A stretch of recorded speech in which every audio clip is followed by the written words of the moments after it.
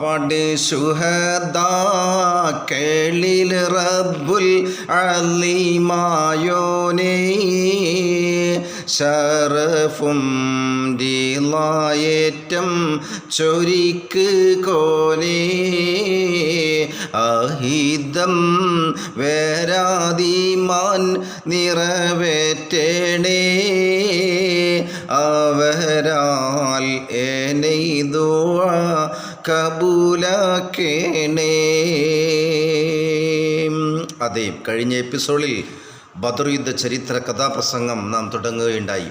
മാപ്പിളക്കവി സമ്രാട്ട് മഹാകവി മൊയ്ൻകുട്ടി വൈദ്യരാൽ വിരചിതമായ ബദർ യുദ്ധ പടപ്പാട്ട് ഗസ്വത്തുൽ ആലമെന്നും അതുപോലെ തന്നെ പല പേരുകളിലും അറിയപ്പെടുന്ന ആ ബദർ പടപ്പാട്ടിന് നാം തുടക്കം കുറിക്കുകയുണ്ടായി. രണ്ടാമത്തെ എപ്പിസോഡിലേക്ക് മാന്യ പ്രേക്ഷകർക്ക് സ്വാഗതം.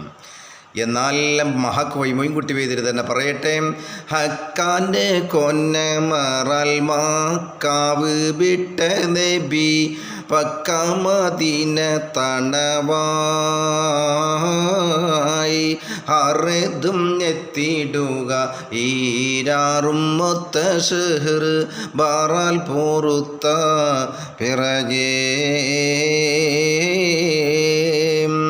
തക്കോവർ ഹമീദരും മീക്കൂർ സഹാബികളും ഒക്കായിരിക്കുമ്പോഴുതിൽ ജാസൂസൊരുത്തർ പറയാസിനബിക്കൊരുവി ശേഷം ബിരുത്തി പൊരുളായി.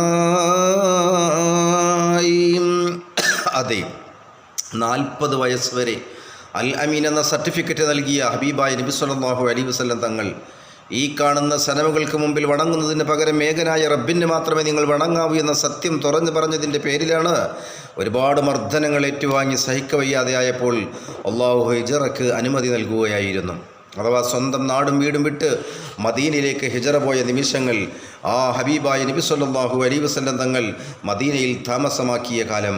ഒരു ദിവസം മദീന പള്ളിയിൽ സഹാബത്തിന് അതാ ക്ലാസ് എടുത്തുകൊണ്ടിരിക്കുകയാണ് അള്ളാഹുവിൻ്റെ ഹബീബ് ത്വഹ സല്ലല്ലാഹു അലൈഹി വസല്ലം തങ്ങൾ. ഈ സമയത്താണ് പള്ളിയുടെ കവാടത്തിൽ കവാടമുണ്ടെങ്കിൽ അതാ ഒരാൾ വന്ന് മുട്ടുന്നു.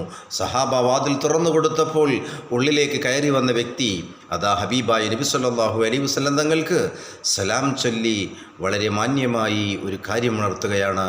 എന്തായിരുന്നു അത് എന്ന് മഹാകവി മൊയ്ൻകുട്ടി വൈദ്യർ തന്നെ പറയലാകും നല്ലത്. ബക്കാതെ സാവർ ബാഹിറോ കാകേറിയേച്ച രക്കാടൈ പൊന്നും ചുമയായി വരുന്നു വാദി ബദർ ചേരുന്നവർകൾ തീഹാം ഊരിന്നൊരുങ്ങി ഹറജായി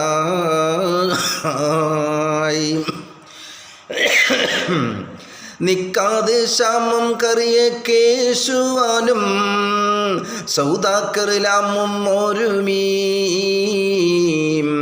നിഫറാറവർ കാണ്ടവേ കഫിയായ മൂപ്പന്നബു സുഫിയാന ദണ്ടും മുരയായി. അഥവാ മറ്റൊന്നുമായിരുന്നില്ല വന്ന ആഗതൻ പറഞ്ഞത്. 100ഓളം വരുന്ന പിന്നെ ഒട്ടകങ്ങളും അതുപോലെ തന്നെ കച്ചവട ചരക്കുകളുമായി മറ്റു പല സാമഗ്രികളുമായി ഒരു വമ്പിച്ച കച്ചവട സംഘം മക്കയിൽ നിന്നും അബൂ സുഫിയാൻ്റെ നേതൃത്വത്തിൽ ശാമിനെ ലക്ഷ്യമാക്കി പുറപ്പെട്ട ആ വിവരമാണ് അപരിചിതനായിരിക്കുന്ന വ്യക്തി ഹബീബായ നബി സല്ലല്ലാഹു അലൈഹി വസല്ലം തങ്ങളോട് പറഞ്ഞത്. ഈ സമയം അള്ളാൻ്റെ റസൂൽ എന്ത് ചെയ്തെന്നറിയണ്ടേ? ഉരയായി തരിത്ത് നബി ആരിഗോരിൽ ഒറ്റുടനെ തരമാൽ പുറപ്പെടുകലായി ഉറ്റ കവാഫിർ മുതൽ പാറ്റിപ്പാറിപ്പതിനെ മുറ്റിത്തിരക്കി നടയായി മുറ്റിത്തിരക്കി നടയായി. അരിമാ നബി സഹാബും വരുന്നുണ്ടറിന്തവർകൾ ഹരികണ്ട ബേട്ട പാതി പോൽ ആയി പശം തടവേ പോയി കടന്ന് ബദർ മയക്കുലങ്ങൾ ക്ഷണമാൽ തരമക്കഥാ വിവരം താരിവുത്ത് ത്വഹ നബി തിരികെ സഹാബും റജായി തിരികെ സഹാബും റജായി